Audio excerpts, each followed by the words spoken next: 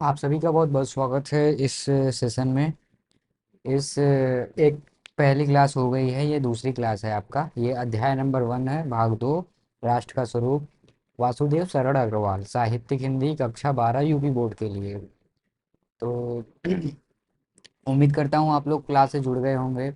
जो लोग एप्लीकेशन पे जुड़े हैं वो लोग भी कमेंट कर सकते हैं, और जो अभी लाइव जुड़े हैं वो भी लोग अपना मतलब कमेंट कर सकते हैं। अगर कोई दिक्कत आती है तो, नहीं आएगी तो फिर कोई दिक्कत नहीं। अगर कोई भी दिक्कत आएगी आप कमेंट कर सकते हैं, ठीक।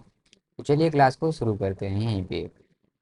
तो चलिए, यहाँ पे राष्ट्र का स्वरूप के बारे में बात करेंगे। इससे पहले मैंने डॉक्टर वासुदेव शरण अग्रवाल के बारे में जीवन परिचय बताया था, उनके बारे में बताया था, उनके शिक्षा के बारे में बताया थे, भाषा के बारे में बताए थे, सब कुछ बताया था उनके बारे में। अगर आप लोगों ने पहली क्लास नहीं की है तो वो जाके आप क्लास कर लीजिए, हमारे प्लेलिस्ट में जाइए या फिर कोर्स में जाइए, वहाँ पे आपको पहली क्लास मिल जाएगी, डिस्क्रिप्शन में भी मिल जाएगी।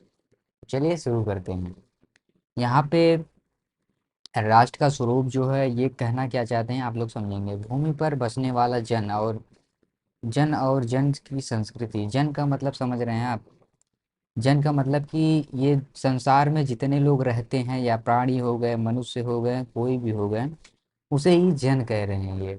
संस्कृति मतलब होता है, मैंने कल भी आपको बताया था कि संस्कृति ये संस्कृत नहीं है। संस्कृति मतलब भारत का जो कल्चर होता है, मतलब किसी भी चीज़ का कल्चर होता है, रीति रिवाज होता है, उसे संस्कृति बोलते हैं। तो यहाँ पे ये कहना ये चाहते हैं, जो भी इस धरती पर रह रहे हैं, कोई भी लोग रह रहे हैं, जन हो या फिर जन की संस्कृति हो, मतलब कल्चर हो, इन तीनों सम्मिलित राष्ट्र का स्वरूप बनता है। मतलब ये सब अगर यहाँ पे हैं, संस्कृति हो गई, जन हो गई, जन के लोग हो गए, यहाँ पे अगर रह रहे हैं तो ये एक राष्ट्र का स्वरूप बन रहा है, ये कहना चाहते हैं। तो आपको याद रखनी पड़ेगी इतना बात, ठीक। आपको अगर इसके बारे में अगर आपको लिखने, राष्ट्र के स्वरूप के बारे में चरित्र चित्रण करने के लिए आ गया है, या फिर कोई और प्रश्न आ गया आपसे कि भारतीय संस्कृति की वैसे विशेषता बताएं, तो आपको ऐसे ही लिखना पड़ेगा।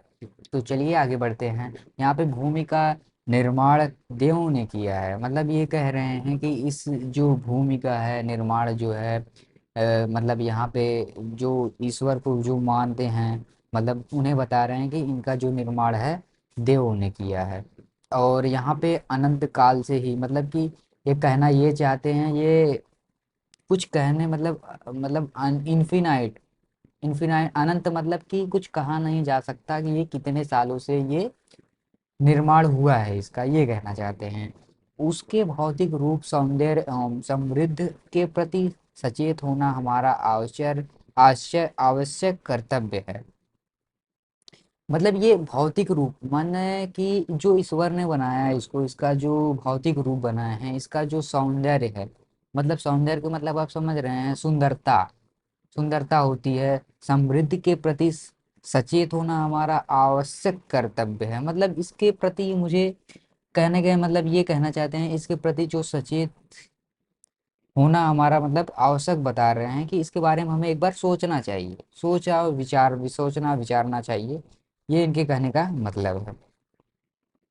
तो यहाँ पे भूमि के पार्थिव स्वरूप के प्रति हम जिनके अधिक जागरूक, यहाँ पे गलत होंगे, यहाँ पे ये गलत लिखा गया है, ठीक है, ये जागृत गलत है, यहाँ पे जागरूकता होगी, होंगे, उतनी हमारी राष्ट्रीयता बलवती हो सकेगी। यह यष्ट पृथ्वी सच्चे अर्थों में समस्त राष्ट्रीय विचारधाराओं के जननी, जो राष्ट्रीय पृथ्वी के साथ नहीं जुड़ी है वह निर्मूल होती है। कहने का मतलब ये आपको बताना चाहते हैं कि ये जो आपका राष्ट्रीय है, मतलब यहाँ पे जो सच्चे अर्थों से समस्त राष्ट्रीय विचार को जननी है, मतलब कि ये सच्चे जो लोग हैं, मतलब कि ये जो, सॉरी यार, जो ये बताना चाहते हैं कि ये कुछ ऐसे विचारधाराओं के लोग, ऐसे भी लोग हैं जो इन्हें समझने की कोशिश करते हैं।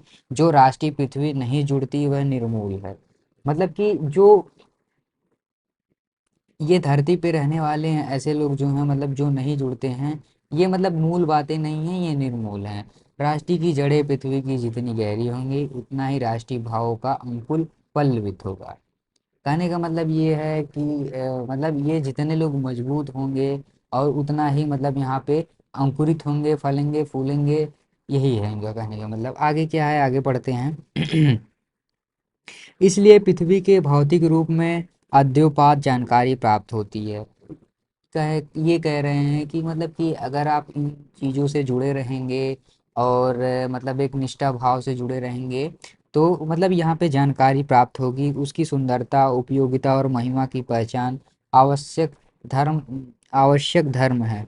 मतलब अगर आप इस जुड़े रहेंगे, उसकी जो सुंदरता है और उपयोगिता की महिमा की पहचान होगी और आपके मतलब जो भी इंसानियत की जो है पहचान होगी।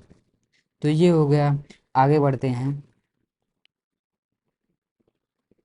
इस कर्तव्य की पूर्ति सैकड़ों हजारों प्रकार से होनी चाहिए। कहने का मतलब ये है कि इसकी जो कर्तव्य है मतलब इसको आप किसी भी तरीके से देख सकते हैं। ये देखने में सौंदर्य दिखता है। पृथ्वी से जिस वस्तु का संबंध चाहे वह छोटी हो या बड़ी, उसका कुशल प्रश्न पूछने के लिए हमें कमर कसनी पड़ती है। कहने का मतलब ये है जो भी छोटी बड़ी चीज़ें हैं, अगर हम किसी से प्रश्न करते हैं तो उसके लिए हिम्मत चाहिए।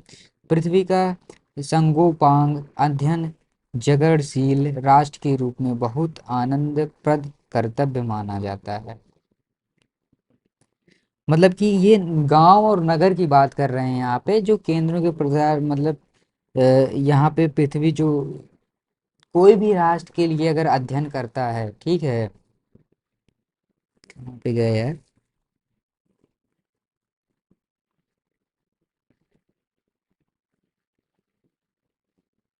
हाँ, यहाँ पे ये कह रहे हैं कि मतलब कि यहाँ पे कोई भी अगर हम यहाँ पे बात करें कि पृथ्वी की संगोपांग अध्ययन सागरिक राष्ट्र के लिए अगर बहुत मन सच्चे मन से अगर अब इसको हम समझते हैं, यहाँ पे कह यही रहे हैं कि अगर हम किसी चीज़ को अगर हम सच्चे मन से समझते हैं तो यहाँ पे बहुत चीज़ें दिखेगी, जैसे गांव हो गया, नगर हो गया, सैकड़े केंद्र, इस प्रकार के अध्ययन के सूत्रपात से होना चाहिए।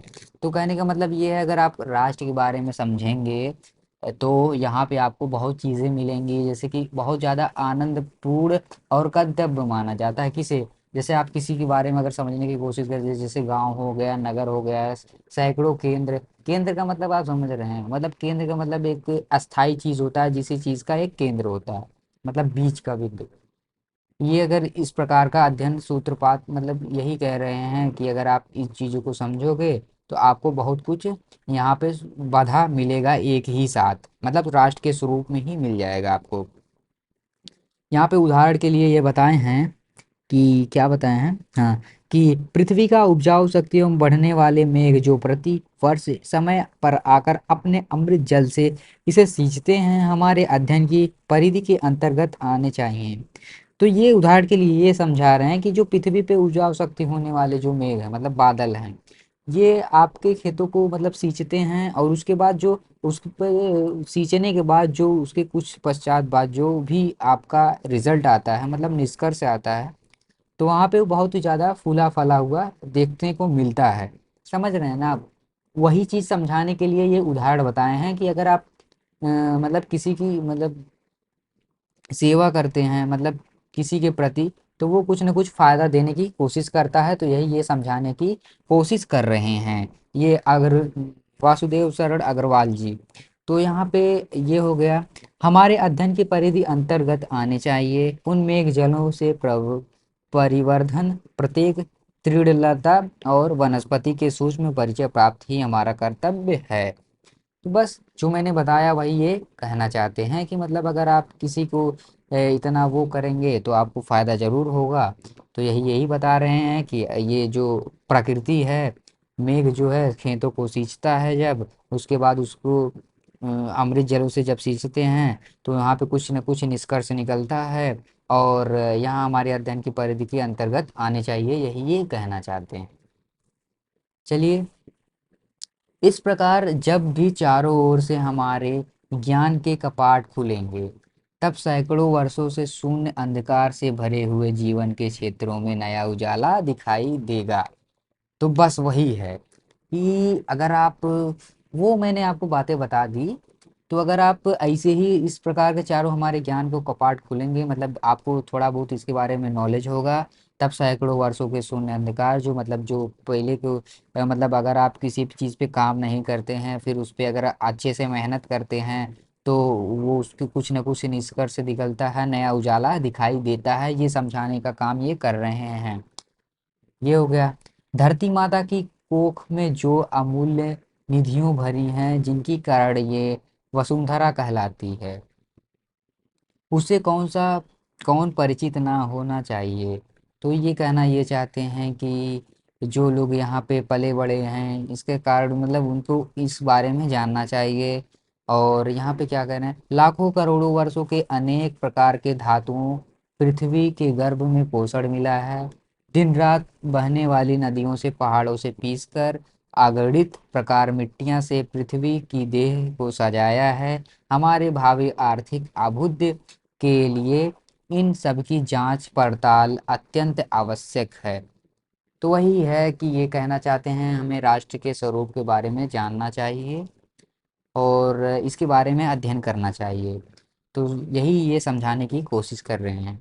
पृथ्वी की गोद में जन्म लेने वाले जड़ पत्थर कुशल शिल्पियों से संवारे जाने पर अत्यंत सौंदर्य के प्रतीक बन जाते हैं। नाना भांति के, नाना मतलब अनेक प्रकार के अनपढ़ नगविद्ध नदियों के प्रवाह सूर्य धूप से चिलकते रहते हैं। उनको चतुर कारीगर पहलदार कटाव पर लाते हैं। उनके प्रत्येक घाट से नई शोभा सुंदरता फूट पड़ती है। वे अनमोल हो जाते हैं। देश के नर नारियों के रूप में मंडल और सौंदर्य प्रसाधन इन छोटे पत्थरों को भी सदा कितने भाग रहा है। अतएव हमें इनका ज्ञान होना आवश्यक है। तो ये कहना चाहते हैं, अगर आप अनपढ़ रहेंगे, मतलब आप किसी के बारे में नॉलेज नहीं रहेंगे, यहाँ पे बताया है ना कि नाना भांति के अनपढ़ नग्न विद्य नदियों के प्रवाह में सूर्य के धूप से सिलकते रहते हैं।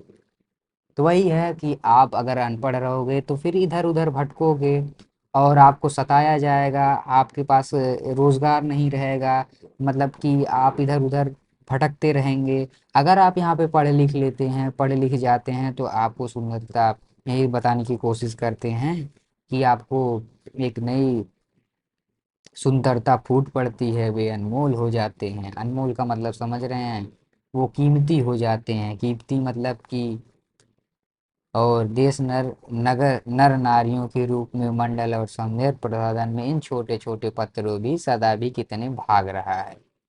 ठीक, आपको इतना समझ में आ गया होगा। तो आगे बढ़ते हैं। यहाँ पे ये कह रहे हैं, पृथ्वी और आकाश के अंतराल में जो कुछ भी सामग्री भरी है,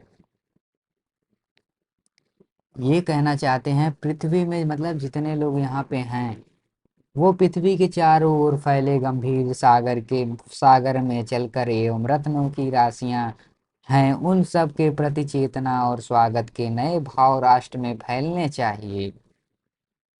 मतलब कि यहाँ पे जितने लोग हैं, इन्हें लगभग ये कुछ ना कुछ नया तकनीकी मतलब करना चाहिए, और यहाँ पे कुछ नया नया चीज़ें यहाँ पे उनको खोज करनी चाहिए। राशियाँ उन प्रति की चेतना को स्वागत के नए भाव से राष्ट्र में फैलने चाहिए। तो ये कह रहे हैं यही कि आपको कुछ ना कुछ नया करना चाहिए। राष्ट्र के नवयुवकों के हृदय में उन सबके प्रति जिज्ञासा, नई किरणें जब तक नहीं फूटती तब तक हम सोए हुए के समान हैं। मतलब कि ये जो नए नए युवा हैं, जो भी अभी नव युवक हैं, 18 से 35 वर्ष के बीच में जो भी वो लोग हैं, उन्हें कुछ ना कुछ नया कुछ ना कुछ करना चाहिए। अगर ये कुछ ना कुछ नया करेंगे और शिक्षित होंगे, तो नई किरणें जब तक फूटती हैं तब तक हम सोए रहेंगे। मतलब ये लोग अगर जागरूक नहीं होंगे, तो भाई वही है कि आलसी के रूप में बन जाएंगे और कुछ नहीं होगा उनका, और वैसे बेकार पड़े रहेंगे, गरियाए जाएंगे अलग से। तो यही सब है, यही सब बताने की कोशिश कर रहे हैं वासुदेव सरड़ अग्रवाल जी। ये बहुत ही ज़्यादा अच्छा चीज़ें हैं जो कि राष्ट्र स्वरूप के में लिखे हैं। ये राष्ट्र का स्वरूप कैसा है, तो यही सब है। अगर आपके पास मतलब अगर आपको चरित्र चित्रण करने के लिए आ गया, या फिर इसकी विशेषता बताने के लिए आ गया, तो आपको यही सब लिखना है और ज़्यादा कुछ नहीं है। विज्ञान और उद्यम दोनों मिलाकर राष्ट्र के भौतिक स्वरूप का एक नया ठाक खड़ा करता है। चलो ये भी आप समझ लीजिए। ये विज्ञान जो है, वही चीज़ मैं बता रहा हूँ, बार बार आपको बता रहा हूँ कि अगर आप शिक्षित रहोगे, कुछ ना कुछ नया करने की सोचोगे। यहीं पे ये बताने की कोशिश कर रहे हैं कि विज्ञान और उद्यम दोनों मिलाकर एक राष्ट्र का भौतिक स्वरूप का नया सांचा तैयार करता है। यह कार्य प्रसन्ना, उत्साह अथवा परिश्रम के द्वारा नेतृत्व आगे बढ़ाना चाहिए। मतलब इसको सबको इसके बारे में सचेत करना चाहिए, बताना चाहिए कि आप परिश्रम करो और यहाँ पे आपको सफलता मिल जाएगी और यहाँ पे कुछ ना कुछ नया होने की हो जाएगा। हमारा यह ध्येय हो राष्ट्र में जितने हाथ उसमें से कोई भी इस कार्य में भाग नहीं लिए बिना रीत ना न रहे। मतलब कि इसमें कोई भाग नहीं, मतलब ये कह रहे हैं कि ये इसमें कोई भाग नहीं लेता है और तभी मातृभूमि के पुष्पकल समृद्ध और समर रूप मंडल प्राप्त किया जा सकता है। अगर ये लोग यहाँ पे भाग नहीं लेंगे तो फिर कुछ नहीं होगा। लेकिन अगर आप इसके ऊपर ध्यान देंगे, शिक्षित होंगे, तभी यहाँ पे रूप मंडल प्राप्त किया जा सकता है। पुष्पकल समृद्धि और रूप मंडल। यहाँ पे जन के बारे में ये क्या कहना चाहते हैं वासुदेव शरण अग्रवाल जी, उसको हम लोग जानेंगे। तो यहाँ पे ये कहना चाहते हैं मातृभूमि पर निवास करने वाले मनुष्य राष्ट्र का एक दूसरा अंग है। मतलब यहाँ पे जो निवासी हैं, प्राणी हैं, जन लोग हैं, यहाँ पे जो भी लोग निवास करते हैं, ये राष्ट्र का दूसरा अंग है, रूप है। पृथ्वी हो और मनुष्य ना हो तो राष्ट्र की संकल्पना असंभव है। तो यहाँ पे अगर आपस में मारपीट करेंगे, लड़ाई झगड़ा करेंगे, एक दूसरे में नहीं बैठेगी, तो यहाँ पे मतलब पृथ्वी है ये नहीं है, इसका मतलब कुछ नहीं होगा।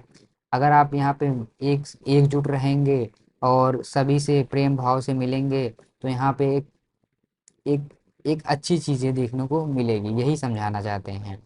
पृथ्वी और जन दोनों में सम्मिलित होने से ही राष्ट्र का स्वरूप संपादित होता है। तो यहाँ पे ऊपर भी यही चीजें बताए हैं कि मतलब कि पृथ्वी और जन, मतलब अगर आप प्रकृति के साथ खिलवाड़ नहीं करेंगे और मतलब कि यहाँ पे अगर आप किसी के साथ वो नहीं करेंगे, तो यहाँ पे जो है कि स्वरूप से संपादित होगा। जन के कारण पृथ्वी मातृभूमि संज्ञा प्राप्ति है।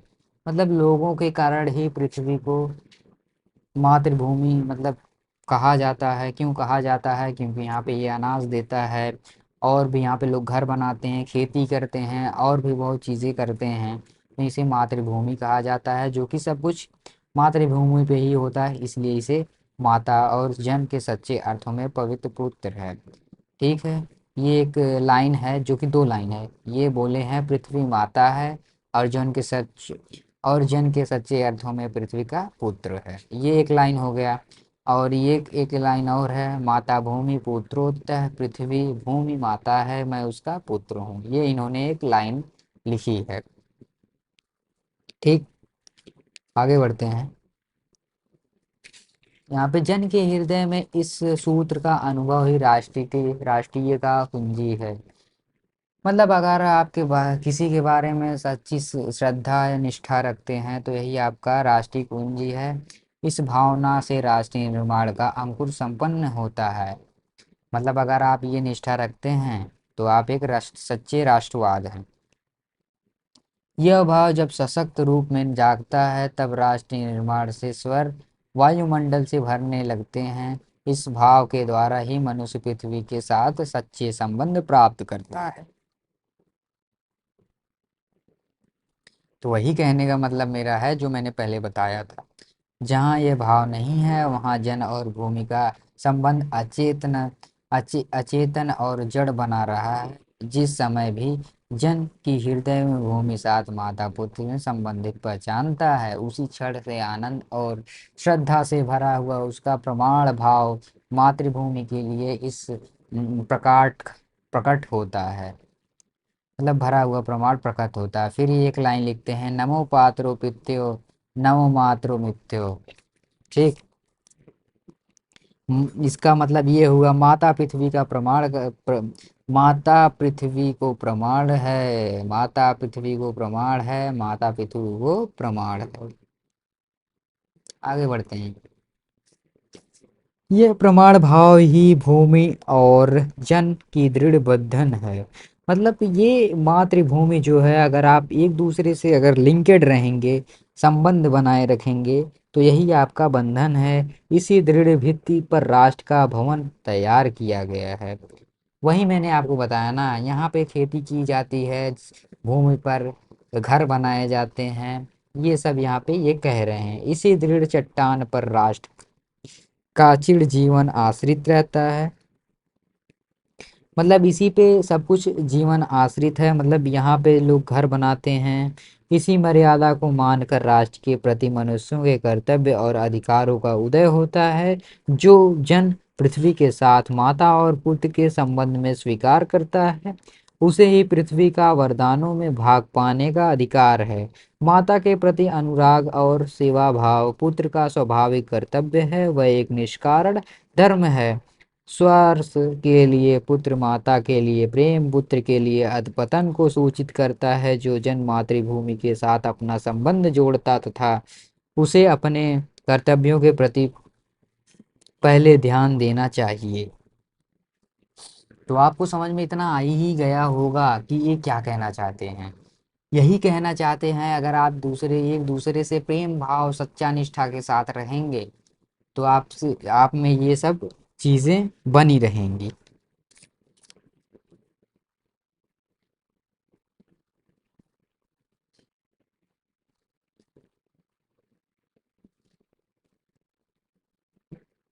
चलिए आगे बढ़ते हैं।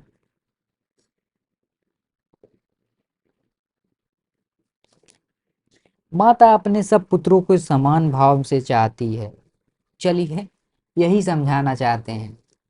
जो धरती है, जो पृथ्वी है, सबको एक समान जैसे माता जो होती है अपने सभी पुत्रों को समान भाव से चाहती है, वैसे ये प्राकृतिक है, सबको एक तरीके से ही देखती है। इसी प्रकार पृथ्वी पर बसने वाले जन बराबर होते हैं। कहने का मतलब ये भी उनका है। इसी प्रकार जो पृथ्वी पर जितने भी लोग रहते हैं, उसी प्रकार सब एक जैसे बराबर हैं।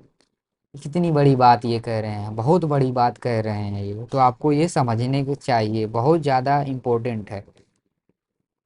उसमें ऊंच और नीच का भाव नहीं होता। मतलब ये कह रहे हैं कि उसमें कोई भी ऊंच नीच का भाव नहीं होता। जो मातृभूमि के उदय के साथ जुड़ा हुआ है, वह समान अधिकार का भागी है। मतलब जो मातृभूमि को समझता है, उसे अच्छे से पता होगा कि सब एक बराबर हैं, कोई ना तो कोई बड़ा है, ना तो कोई छोटा है, वह समान अधिकार का भागी है। पृथ्वी पर निवास करने वाले जनों का विस्तार और अनेक धर्मों के मानने वाले यह भी फिर ये मातृभूमि के पुत्र, और इस कारण उनका सौंदर्य सौहार्द भाव अखंड है।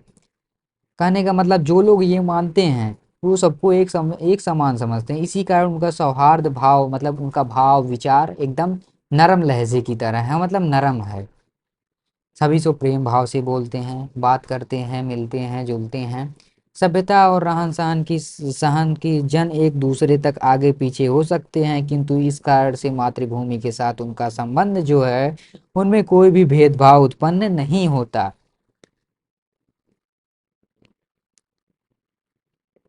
पृथ्वी के विशाल प्रांगण में सब जातियों को एक समान क्षेत्र है। संभव समन्वय के मार्ग पर भरपूर प्रगति और उन्नति के होगी। राष्ट्र के शरीर के एक भाग के लिए यही अंधकार का निर्बलता का निर्वास है। तो समग्र राष्ट्र के स्वास्थ्य में इतना अंश अर्थमत।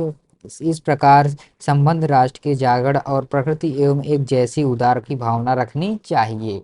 तो यही सब मैंने आपको पहले भी बता चुका इस कहानी का अर्थ क्या है, लेकिन आपको समझने की जो भी है ज़रूरत है, तो आपको यहाँ पे समझना चाहिए। तो यही कहना ये चाहते हैं कि सबको एक समान रहना चाहिए, ना तो कोई छोटा है, ना तो कोई बड़ा है। शुद्ध हम लेंगे वह बोली राष्ट्र के शरीर के एक भाग, यदि अंधकार निर्बलता का निर्वास है। निवास है तो समग्र राष्ट्र का स्वास्थ्य उतने ही अंश असमर्थ हैं। मतलब अगर आप किसी के बारे में कुछ गलत सोचते हैं तो ये आप पूरी तरीके से, मतलब कोई नहीं है, मतलब कोई पूरी तरीके से बेकार है। आगे बढ़ते हैं यार, 2 बार हो गया था टाइप। हाँ। जन का प्रभाव अनंत होता है। मतलब जन का प्रभाव है जो कि कुछ कहा नहीं जाता, वो अनंत तक होता है, जो कभी खत्म ना हो उसे अनंत कहते हैं। सहर्षों वर्षों से भूमि के साथ राष्ट्रीय जन ने तादात्म्य प्राप्त किया है। जब तक सूर्य के नित्य प्रातः भुवन का अमृत से भरी होती है, तब तक राष्ट्रीय जन का जीवन भी अमर होता है। ये बहुत बड़ी बात कहती हैं। चलिए मैं आपको समझाता हूँ क्या कह रहे हैं। आप किसी के साथ 2 मीठी बोल बोल देते हैं तो वो आपसे प्रसन्न होता है, लेकिन अगर आप किसी के बारे में बुराई कर देते हैं तो फिर वहीं से आपकी दोस्ती खत्म हो जाती है। तो यही ये कह रहे हैं, भुवन को अमृत से भर देती है, तब तक राष्ट्रीय जन का जीवन पे भी अमर है। तो ये राष्ट्र के ऊपर ये समझाने की कोशिश कर रहे हैं। इतिहास से अनेक उतार चढ़ाव पार करने के बाद भी राष्ट्र निवासी जन नई उठती लहरों से आगे बढ़ने के लिए अजर मजर है। तो वही ये कह रहे हैं कि इतिहास में जो भी है अनेकों मतलब मुश्किलें आती हैं, खुशियां आती हैं, अनेक उतार चढ़ाव रहता है, बाद भी राष्ट्र का निवासी जन नहीं उठती लहरों में आगे बढ़ते का अजर मजर है। जन का सत्वा संतोता ही जीवन नदी से प्रवाह से की तरह, जिसमें कर्म और श्रम द्वारा उत्थान के लिए अनेक घाटों का निर्माण करता है। अब यहाँ पे संस्कृति के बारे में ये बताना चाहते हैं, तो हम लोग संस्कृति के बारे में पढ़ेंगे। तो संस्कृति के बारे में क्या कह रहे हैं, कल्चर, कल्चर के बारे में क्या कह रहे हैं आपको समझना चाहिए। ये तो जन था आपका, जन वाला हो गया, ये जनता के बारे में कह रहे थे, लोगों के बारे में। तो संस्कृति के बारे में हम लोग पढ़ेंगे। तो ये कह रहे हैं राष्ट्र का तीसरा अंग संस्कृति है। पहला अंग क्या बताए थे ये? पहला अंग बताए थे इसका भूमि है, दूसरा जो है वो मनुष्य है, मतलब जन लोग हैं। ये तीसरा जो अंग है आपका संस्कृति है। संस्कृति यानी कल्चर है, रहन सहन वेशभूषा, इसे संस्कृति कहते हैं।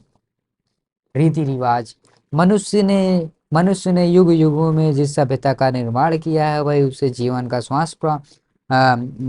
प्रश्वास है। बिना संस्कृति के जन की कल्पना क्रमबद्ध मात्र है। संस्कृति ही जन की मस्तिष्क है। संस्कृति का मतलब आपको मैंने समझा ही दिया कि क्या होता है संस्कृति। वही कह रहे हैं कि अगर ये संस्कृति नहीं है तो मतलब मनुष्य का कोई मस्तिष्क ही नहीं है। संस्कृति ही जन की मस्तिष्क है। संस्कृति के विकास अभियुक्त द्वारा क्या कह रहे हैं ये, कि राष्ट्र का वृद्धि संभव है। राष्ट्र के समग्र रूप में भी भूमि और जन के साथ जन की संस्कृति का महत्व स्थान है। यदि भूमि जन अपनी संस्कृति की विरहित कर दिए जाए तो राष्ट्र का लोप समझना चाहिए। जीवन का विटप का पूर्ण संस्कृति के सौंदर्य और सौरभ की में ही राष्ट्रीय जन में जीवन का सौंदर्य अर्थात यश अंतर्हित है।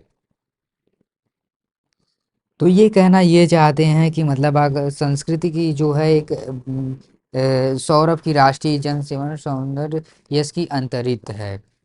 ज्ञान और कर्म दोनों पर पारंपरिक प्रकाश संज्ञा संस्कृति है। भूमि पर बसने वाले जन के ज्ञान के क्षेत्र में सोचा है कि और वो कर्म के क्षेत्र में सोच रहा है। मतलब ये जो है कि ये ज्ञान भी इसको मतलब ज्ञान पहले रहेगा तभी इनको कर्म मिलेगा। दोनों के रूप में ही हमें राष्ट्रीय दर्शन मिलते हैं। जीवन के विकास और युक्ति ही संस्कृत के रूप में प्रकट होती है। यह प्रत्येक जाति अपनी अपनी विशेषताओं को साथ को निश्चित करती है और उसे प्रेरित संस्कृत का विकास करती है। इस दृष्टि के प्रत्येक जन की अपनी अपनी भावना के अनुसार पृथक संस्कृति राष्ट्र का विकसित होती है, परंतु उन सब का मूल अधिक आधार पारंपरिक साहित्य और संपूर्ण पूर्ण निर्भर करता है। जंगल में जिस प्रकार अनेक लता हैं, वह वृक्ष को वनस्पति के अधम भाव में उठते हैं, पारंपरिक सम्मानित अविरोधी स्थिति प्राप्त करते हैं, उसी प्रकार राष्ट्रीय जन अपनी संस्कृतियों के द्वारा एक दूसरे में मिलकर राष्ट्र में रहते हैं। तो आपको समझ में आया होगा जिस तरीके से यहाँ पे जो भी है जल अनेक प्रवाह, नदियाँ मिलकर, पेड़, तने, ये सब मिलकर रहते हैं, उसी तरीके से ये संस्कृति है, ये समझाने की कोशिश करते हैं। जिस प्रकार जल के अनेक प्रवाह, ये तो हो गया भाई, उसी का प्रकार जीवन में अनेक विधियां हैं, राष्ट्रीय संस्कृति को समानता प्राप्त करती हैं, उसी तरीके से आपके जीवन में भी ये घटनाएं चलती हैं। समानता युक्त जीवन ही राष्ट्र का सुखदायी रूप है। चलिए आगे बढ़ते हैं भाई। ये हो गया, बस लास्ट बचा है ना। साहित्य, कला, नृत्य, गीत, आमोद प्रमोद अनेक रूपों में राष्ट्रीय जन अपने मानसिक भावों में प्रकट करता है। मतलब जो संस्कृति है, संस्कृति वो ऐसी चीज है जो साहित्यिक कला, मतलब साहित्यिक मतलब समझ रहे हैं, जो खुद का हो, कला हो, नृत्य, गीत, आमोद प्रमोद, अपने मस्तिष्क मतलब अपने दिमाग में जो सोचता है, वो आत्मा का जो विश्वनीय आनंद भाव में, वह इन विधियों के रूप में सक्षम होता है, मतलब कि वो सफल हो जाता है, साकार हो जाता है। यद्यपि बाह्य रूप से दृष्टि संस्कृति ये बाहरी लक्षण अनेक स्वीकार करता है, तो उसे आनंदित होता है, मतलब ये सब अपने दिमाग में सोचता है, तो उसके दिमाग में एक खुशियों की लहर उठती है, और वो प्रसन्न हो जाता है। इस प्रकार उदार भावना ही विधि विविध जनों से बने हुए राष्ट्र के लिए स्वास्थ्य है। वह गांवों और जंगलों में स्वच्छंद जन्म लेने वाले लोकगीतों में, तारों के नीचे विकसित लोक कथाओं में संस्कृति की अंतिम भंडार भरा हुआ है, जहां अनेक आनंद भरपूर मात्रा में प्राप्त हो सकते हैं। राष्ट्रीय संस्कृति के परिचय काल में उन सबका स्वागत करने की आवश्यकता है। मतलब जो ये लोग ऐसा सोचते हैं और उनके बारे में, तो यही वो कह रहे हैं कि उन्हें स्वागत करना चाहिए। पूर्वजों ने चरित्र और धर्म, विज्ञान, साहित्यिक, कला, संस्कृति के क्षेत्रों में कुछ भी पराक्रम किया गया है, ये बताना ये चाहते हैं। उस सारे विस्तार को हम गौरव के रूप में साथ धारण करते हैं, और उसके तेज और अपने भावी जीवन में सक्षम देखना चाहते हैं। यही राष्ट्र और संवर्धन स्वाभाविक प्रकार है, जहाँ अतीत वर्तमान के भरपूर नहीं है, जहाँ भूत वर्तमान की जकड़ नहीं रखता है, वरन अपने वरदान से पुष्टि करके उसे आगे बढ़ाना चाहता है, उस राष्ट्र का हम स्वागत करते हैं। वासुदेव शरण अग्रवाल। तो ये थी आपका राष्ट्र का स्वरूप, जो कि खत्म हो चुका है, और यहाँ पे कुछ प्रश्न है। अच्छा ठीक है, आप लोगों को ऐसे नहीं समझ में आएगा, मैं जो भी अब जो लेक्चर लाऊँ, मतलब अब जो क्लासेस लाऊंगा, आपको संदर्भ सहित समझाने की कोशिश करूंगा। ठीक है, आपने इतना पढ़ लिया बहुत है, लेकिन ये जो पीपीटी है, जो पीडीएफ है, आपको हमारे एप्लीकेशन पे मिल जाएगी। जो एप्लीकेशन लर्निफाई क्लासेस के नाम से है, आप प्ले स्टोर पे जाके इसे डाउनलोड कर सकते हैं, और कक्षा 12 हिंदी के सेक्शन में जाके इसे डाउनलोड कर लीजिएगा। बाकी आपको कुछ ऐसे प्रश्न हैं जो मैं करवा देता हूँ, जो कि बहुत ही ज़्यादा इम्पोर्टेंट है, और एग्ज़ाम में भी आते हैं। जो एग्ज़ाम में पूछा है मैं वही करवाऊँगा, बाकी वो कुछ नहीं, आगे का कुछ नहीं करवाऊँगा। ठीक है, तो प्रश्न क्या है मैं आपको बता दूंगा। चलिए, यहाँ पे वासुदेव शरण अग्रवाल का जन्म कहाँ हुआ था, आपको यहाँ पे बताना है, तो आप जल्दी जल्दी बताइए। उनका जो जन्म हुआ था कहाँ पे हुआ था, खेड़ा मेरठ में हुआ था, उत्तर प्रदेश खेड़ा के मेरठ में हुआ था।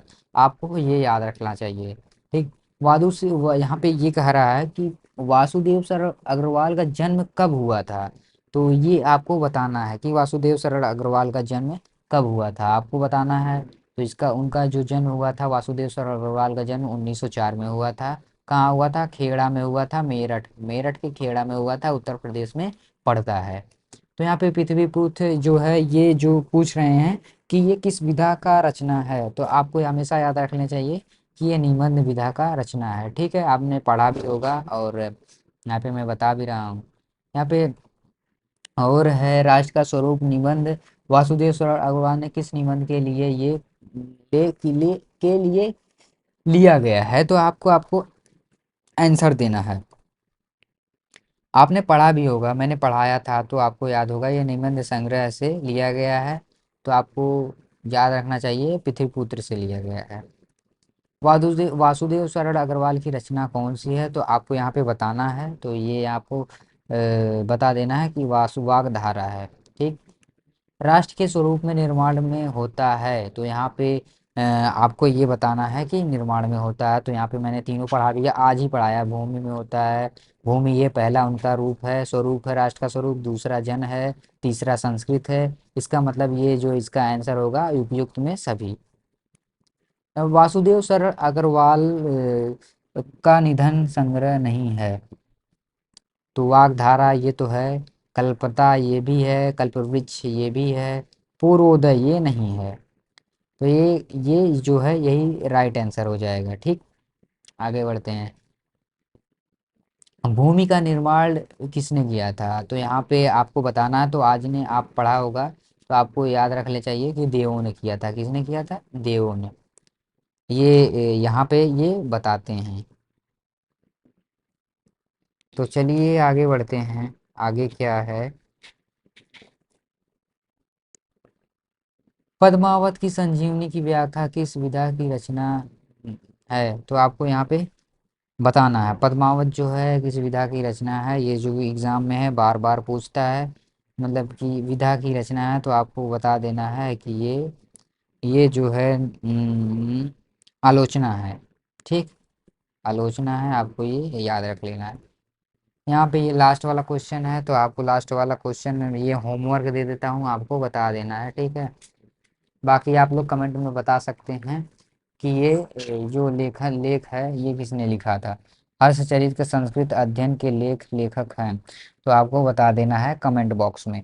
तो इस वीडियो में इतना ही, मिलते हैं अपने नेक्स्ट लेक्चर में। तो बहुत बहुत धन्यवाद वीडियो में बने रहने के लिए। और हाँ, अभी तक हमारे चैनल को सब्सक्राइब नहीं किया कर लो, और बाकी एप्लीकेशन भी डाउनलोड कर लो। तो मिलते हैं नेक्स्ट लेक्चर में।